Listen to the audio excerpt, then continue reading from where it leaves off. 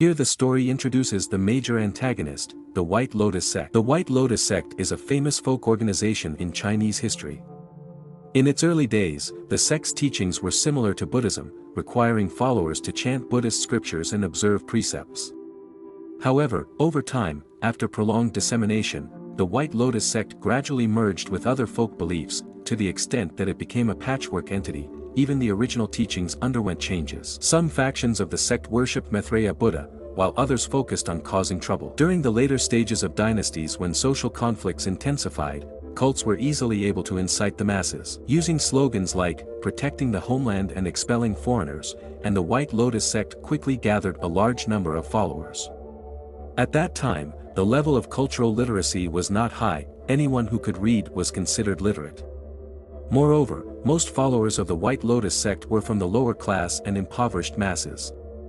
They didn't know how to expel foreigners and believed that as long as they smashed and destroyed, and frightened the foreigners away, they could protect their homeland. Therefore, at this time, the White Lotus Sect was fanatical and blind. They are depicted as fanatic believers, and every time the White Lotus Sect appears, a strong sense of feudal superstition is felt. In contrast, Li, although he hates the invasion of foreign powers, after experiencing various events in the first part, he realizes the shortcomings of China. He learns to face foreign cultures positively, starting with participating in medical exchange conferences and then combining Western medicine with traditional Chinese medicine for mutual improvement. At the medical exchange conference, Li meets another significant figure, a man named Sun Shan. Sun's participation in the medical exchange conference is just a cover. His real purpose in coming here is to plan a rebellion with his good friend. As a doctor, Sun knows that the country is already in dire straits. His goal is not the covetous foreigners but rather China's biggest illness, the decayed feudal system. Sun's prescription is straightforward, to overthrow everything and start anew.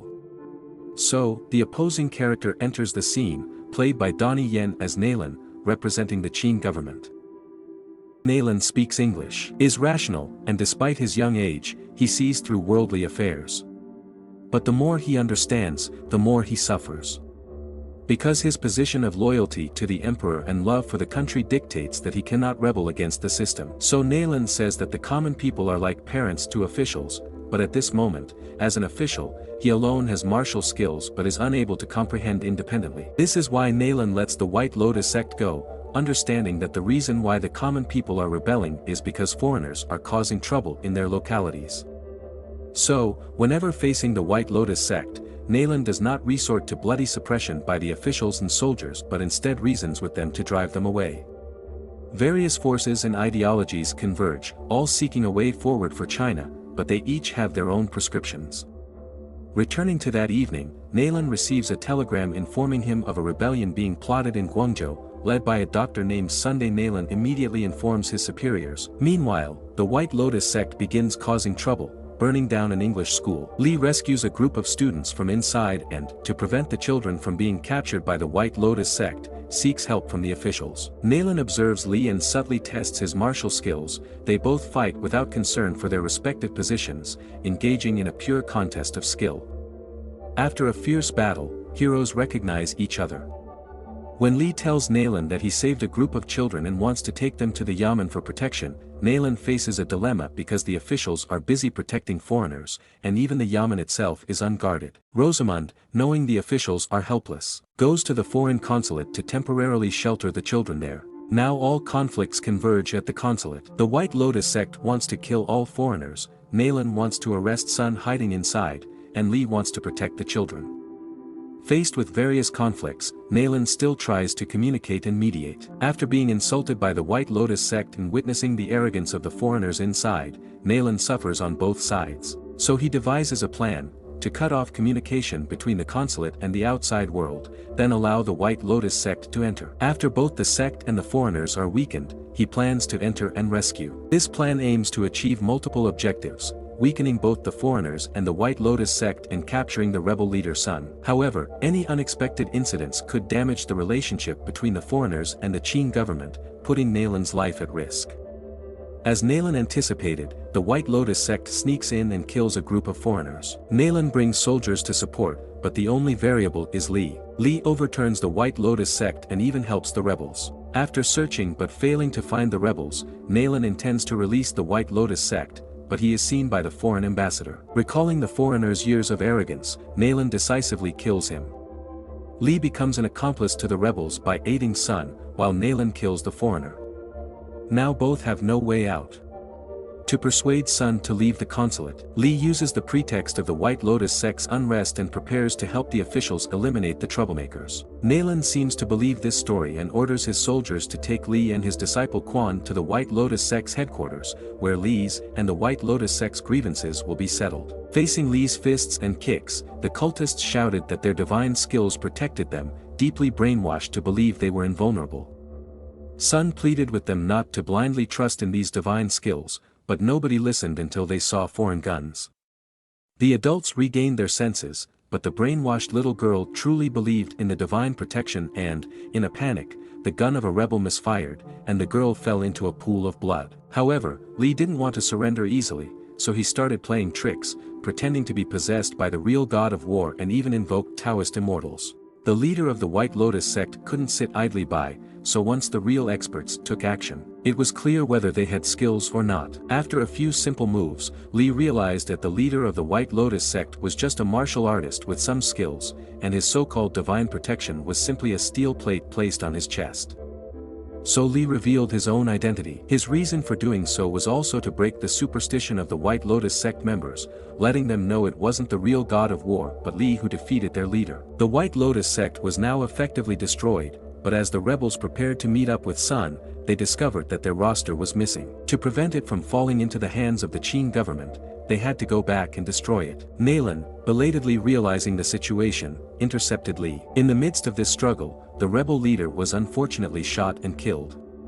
Before he died, he handed a piece of blue cloth to Li, urging him to deliver it to Sun. Seeing Li take the rebels' belongings, Nalan couldn't stay idle either. After all, he had already killed a foreigner, and if he returned empty-handed, death awaited him. So Li and Nalan found themselves at odds. The two heroes, respecting each other, had no choice but to engage in a life-and-death struggle. When Nalan rolled the long cloth into a stick shape and attacked wildly with it, Li used a broken bamboo pole to tear the cloth strips, ultimately ending his life. At the end of the story, Li bid farewell to Sun and handed over the token. The rebels' piece of cloth was the flag of the Kuomintang, the blue sky with a white sun flag. And our Li continued to explore the path of saving the country and the people.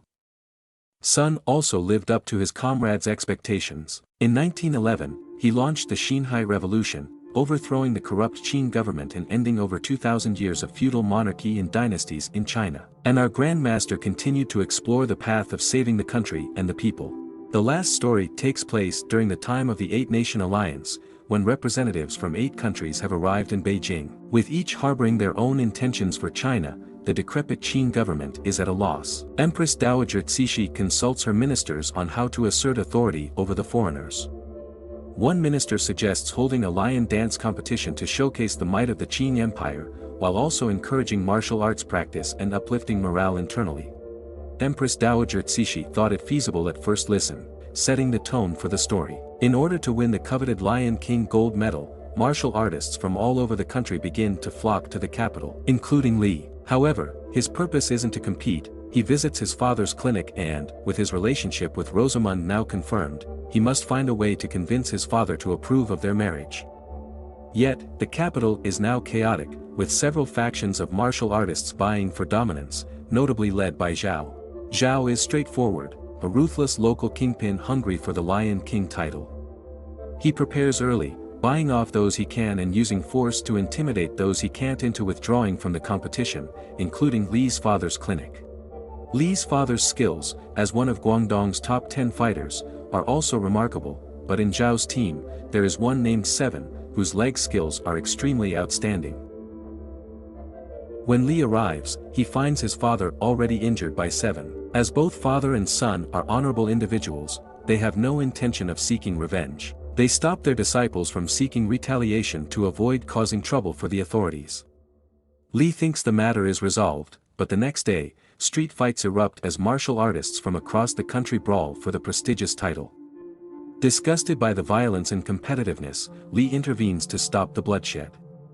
Seeing Li's superior martial arts skills, the others feign peace and ceasefire. That night, under Li's leadership, martial arts schools jointly petitioned the court, highlighting the flaws of the lion dance competition. However, the ministers dismiss Li as just a martial artist and ignore their plea. On his way back, Li encounters Zhao and his gang again. Zhao's motive is simple: anyone who isn't with him is against him. Upon hearing Li's refusal to join him, a fight breaks out between their factions. Another character enters the scene representing foreign interests, Tomanovsky. He comes to China for Rosamund, providing her with a camera and projector. So Tomanovsky doesn't hide his admiration for Rosamund, which really annoys Li. However, Tomanovsky's intentions are not so simple. He has ulterior motives for coming to China. At that time, Russia and Japan were vying for control of the Liaodong Peninsula. The Qing government was prepared to hand over this territory to Japan, so Tomanovsky planned to assassinate the ministers at the lion dance competition on behalf of the Russians. Ironically, Empress Dowager Cixi's lion dance competition, intended to intimidate the foreigners, holds no interest for them. They are solely focused on securing their own interests in China. The lion dance competition is imminent. On this day, martial arts schools participating in the competition are to perform on the streets. Ostensibly, the purpose is to showcase their strength, but in reality, it's an opportunity to eliminate adversaries. Behind the festivities lies various underhanded tactics in the martial arts world. During this battle, Seven is injured, and Zhao, realizing Seven is now a liability, abandons him. Seeing Seven left for dead in the street, Li sets aside past grievances, heals him, and takes him as his disciple. Upon learning this news, Zhao invites Li to a banquet under the guise of friendship, intending to ambush him before the lion dance competition. Zhao, knowing of Li's formidable skills, has the floor oiled in advance, rendering Li unable to use the Foshan shadowless kick. However, Zhao didn't anticipate that even with the slippery floor,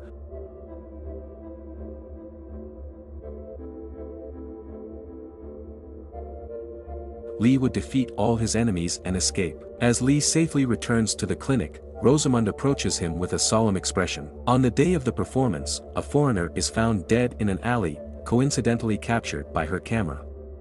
The foreigner left behind a letter revealing the plot to assassinate the ministers.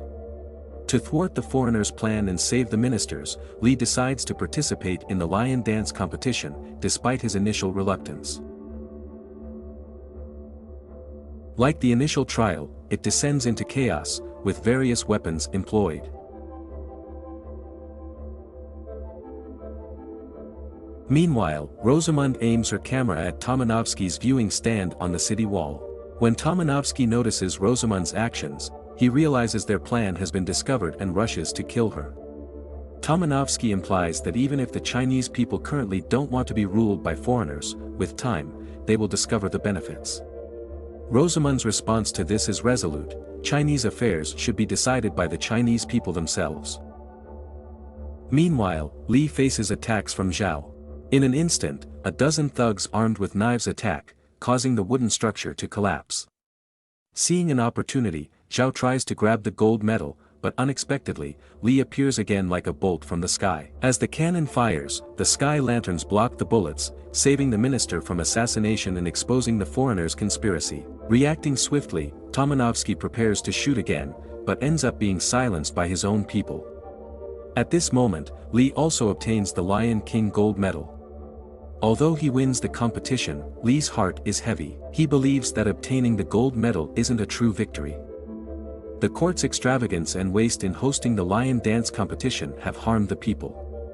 In Li's eyes, everyone loses in this spectacle. Therefore, he returns the gold medal to the minister, believing that only when the people are strong can the nation be strong, and progress can only be achieved when everyone embraces new ideas.